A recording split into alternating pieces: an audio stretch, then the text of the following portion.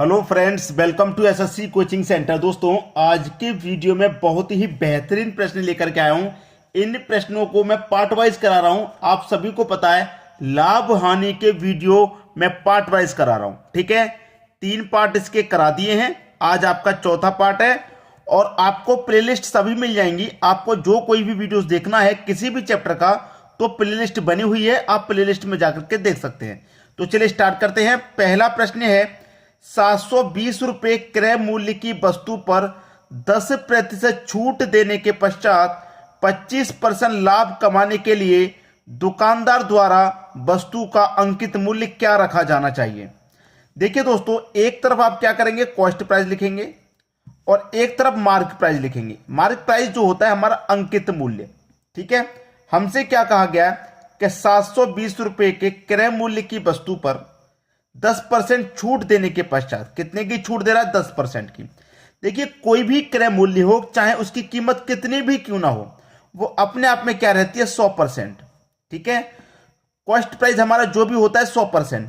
अब 100% में से क्या कर रहा है, वो 10% की छूट दे रहा है, तो 100 में से 10 की वो छूट दे देगा, तो आपका क्रय मूल्य कितना हो जाएगा, फिर मतलब 90 में बेचेगा।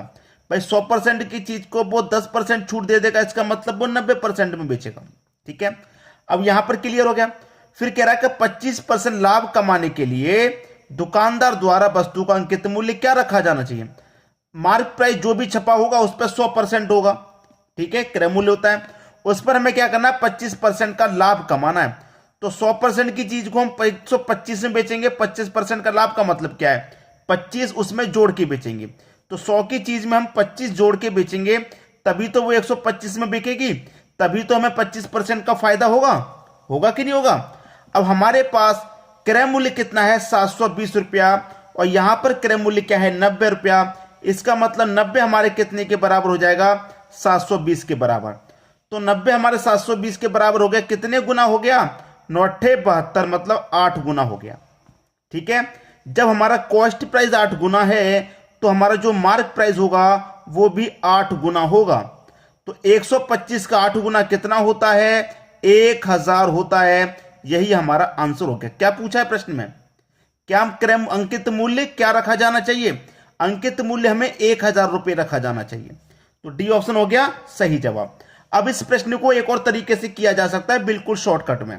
शॉर्टकट में कैसे, हमारे पास क्रय मूल्य कितना, 720। ठीक है, 720 क्रय मूल्य, फायदा कितने का करना है, 125% की बेचेंगे। भाई 25% का लाभ कमाना है, तो 100 की चीज को 125 में बेचेंगे, तभी तो 25% का लाभ होगा। लाभ को ऊपर रखना है, 10% की छूट दे रहे हैं, तो 100 पे 10% की छूट देंगे, इसका मतलब 90 में बेचेंगे। लाभ को ऊपर जोड़ के लिखना है, हानि को नीचे घटा करके लिख देना है, छूट को। बस खत्म हो गया प्रश्न यहीं पे, कोई दिक्कत नहीं। 0 से 0 गया, 9 72, और 8 का गुना 125 में कर दो, 1000। जो तरीका बेस्ट लगे, जो वही इस्तेमाल कर लीजिए आप। मैं आपको दोनों तरीके से बता रहा हूं, एक तरीका तो ये हो गया सिंपल, और एक तरीका ये भी हो गया। ठीक है, अब देखेंगे अगला प्रश्न। अगला प्रश्न है, 3200 रुपए के क्रय मूल्य की वस्तु पर वही करना है, एक तरफ कॉस्ट प्राइस और एक तरफ मार्क प्राइस।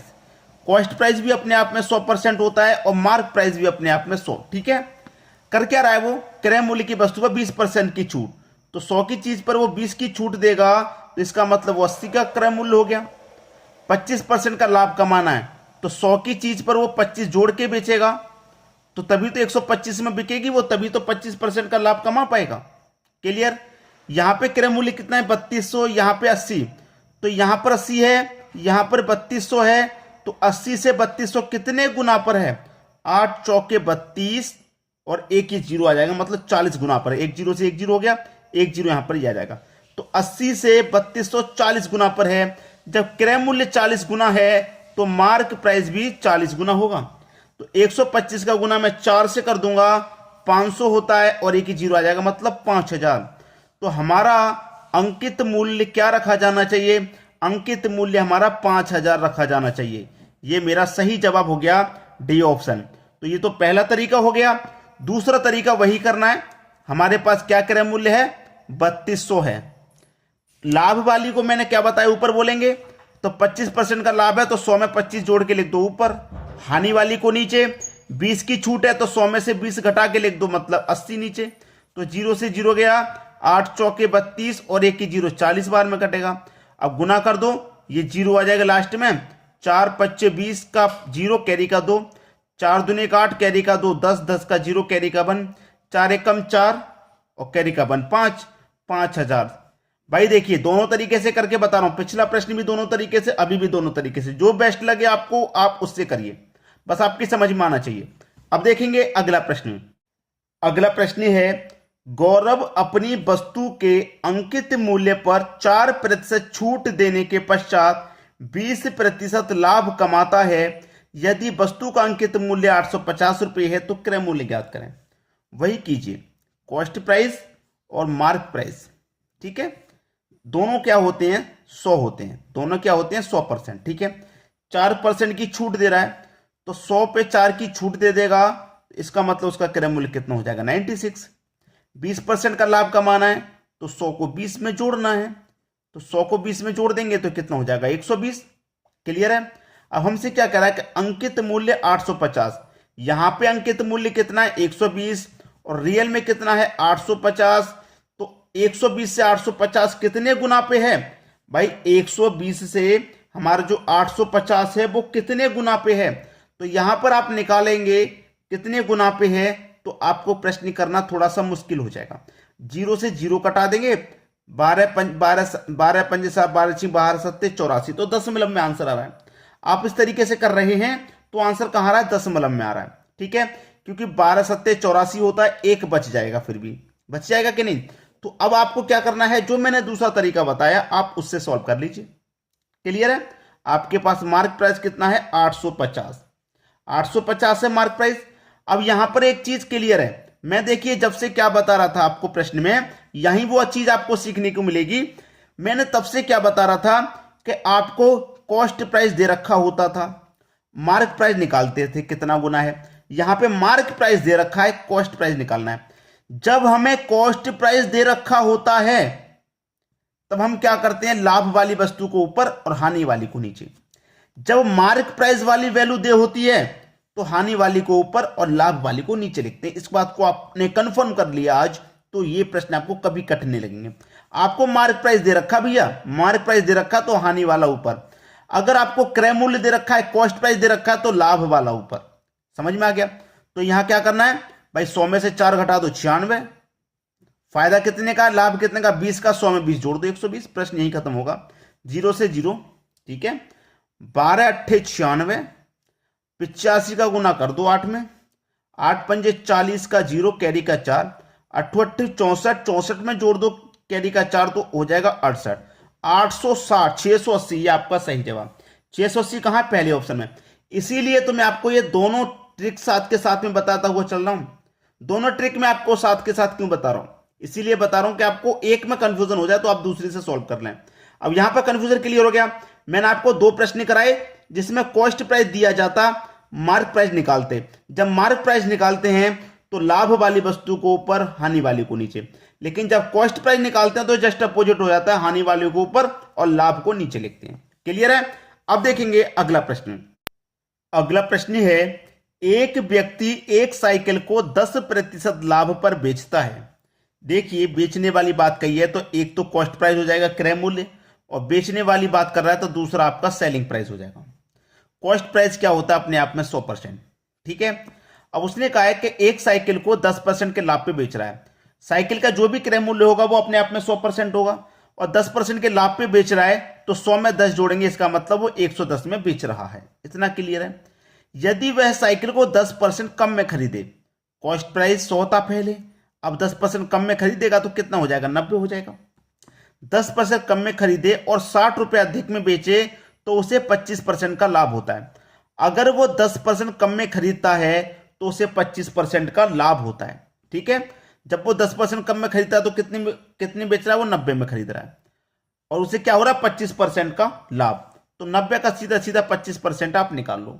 90 का 25% निकालेंगे तो देखिए 100 को यहां पर निकालेंगे, 90 का 25% लाभ है ना, तो 125% निकालेंगे, ठीक है। सीधा सीधा 125 निकाल लेंगे ताकि बाद में 100 से गुना नहीं करना पड़ेगा। तो परसेंट का मतलब बटे में 100, 1 0 से 1 0 कट जाएगा। अब यहाँ पर 9 का गुना मैं 125 से करूंगा तो ये हो जाएगा 1125 और बट्टे में 10 है, तो एक जीरो है तो एक संख्या बाद दशमलव लग जाएगा, तो 112.5 हो जाएगा। ये कितना हो जाएगा? 112.5। क्योंकि मैंने यहीं पे सीधे 125 से गुना कर दिया। ठीक है, अब यहां पर देखिए प्रश्न को हमसे कहा था कि 10% कम में खरीदे और 60 रुपए अधिक में बेचे तो 25% का लाभ होता है। अब देखिए यहां पर लाभ पहले कितने बेच रहा था? वो 110 में, अब बेच रहा है 112.5 में, तो कितना अधिक में बेच रहा है? आप बोलेंगे 2.5 में अधिक में बेच रहा है। 2.5 अधिक फायदा हो रहा है उसे, वहां रुपए में कितने का? 60 रुपए का फायदा हो रहा है, रुपए में 60 का फायदा, तो दशमलव हटाएंगे तो यहां पे एक जीरो लग जाएगा, तो 25 बराबर कितने के हो गया? ये 600 के। साइकिल का क्रय मूल्य निकालना है, क्रय मूल्य मतलब 100% का मान, तो कैसे निकालेंगे? 25% का मान 600 है तो 25 से डिवाइड कर दो, 100% का मान निकालना है 100 से गुना कर दो। 25 से 100 कटेगा आपका 4 बार में, 25 से 100 4 बार में, और 6 चौके 24 और 2 जीरो मतलब 2400। तो साइकिल का जो क्रय मूल्य वो क्या है? 2400 रुपए है, जो कि सी ऑप्शन में आपको मिलेगा। सभी को समझ में आ गया? अब देखेंगे अगला प्रश्न। अगला प्रश्न है, एक पुस्तक के अंकित मूल्य पर 20% छूट देने पर एक दुकानदार को 15% का लाभ होता है। निकाल लो भैया, कॉस्ट प्राइस और एक मार्क प्राइस। भाई अंकित मूल्य की बात की है तो मार्क प्राइस होगा। कॉस्ट प्राइस क्या होता है? 100। मार्क प्राइस भी क्या होता है? 100। 20% की छूट दी, 100 पे 20 की छूट देगा, इसका मतलब 80 हो गया। 15% का लाभ, तो 100 में 15 का लाभ है तो 15 जोड़ दो, कितना हो गया? 115। यहां तक क्लियर? क्या क्या पूछा है उसने? क्रय मूल्य और अंकित मूल्य का अनुपात। तो क्रय मूल्य और अंकित मूल्य का अनुपात निकालना भाई, दोनों सेम संख्या से कटनी चाहिए। 5 से कटाऊंगा 16 बार में, और 5 से कटाऊंगा तो 23 बार में, दोनों 5 से कट जाएंगे, तो 16 अनुपात 23 आपका सही जवाब हो जाएगा। 16 अनुपात 23 यानी कि सी ऑप्शन क्या है? बिल्कुल सही जवाब। सभी को समझ में आ गया? अब देखेंगे हम अगला प्रश्न। अगला प्रश्न, किसी दुकानदार को कोई कपड़ा 9 रुपए प्रति मीटर की दर से बेचने पर 10% की हानि होती है। बताइए कि कपड़ा किस स्तर पर बेचा जाए कि दुकानदार को 15% का लाभ हो जाए। ठीक है दोस्तों, 15% का लाभ हो जाए। क्या इस प्रश्न को आप नहीं कर पाएंगे? 9 रुपए प्रति मीटर की दर से बेच रहा है, 9 रुपए प्रति मीटर की दर से। करना क्या है हमको? करना क्या है? 15% का लाभ निकालना है, 15% का लाभ। तो 100 की चीज को 115 में बेचेंगे तभी तो 15 का लाभ होगा, तो ये हो गया 115। और 10% की क्या हो रही है? हानि। तो 100 पे 10 की हानि होगी, इसका मतलब 90 में बेचेगा। इतना क्लियर है? किसी को दिक्कत नहीं? 9 से 90 कट जाएगा 10 बार में। अब 10 है, 115 के बटे में 10 है, एक जीरो है तो एक संख्या बाद दशमलव लग जाएगा, तो ये 11.5 हो जाएगा। और यही क्या है? आपके प्रश्न का सही जवाब 11.5। 11.5 आपके डी ऑप्शन में है, यही आपका बिल्कुल सही जवाब। तो वीडियो को शेयर अधिक से अधिक करें ताकि सभी बच्चों तक जानकारी पहुंचे, और कोई भी वीडियो में कोई भी प्रॉब्लम है तो आप कमेंट करके जरूर बताएं। ठीक है दोस्तों, वीडियो देखने के लिए आपका बहुत बहुत धन्यवाद।